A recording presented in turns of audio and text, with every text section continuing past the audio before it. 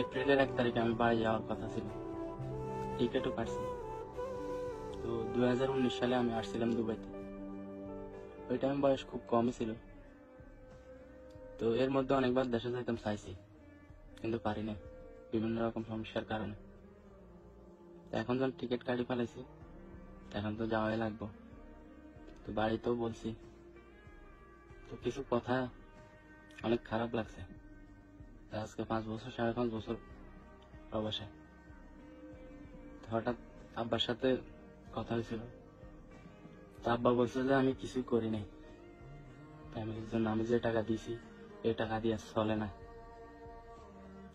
এর মধ্যে বোনরে বিয়ে দিছে, আমি বাইরে আনছি। তো এরপর আমি কিছু করি নাই, ঘর বাড়ি সব ঠিক করছে, এরপরেও আমি বলে যে কিছু করি নাই।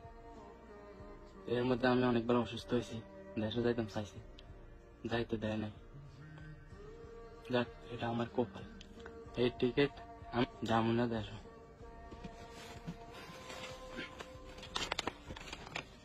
এই টিকিট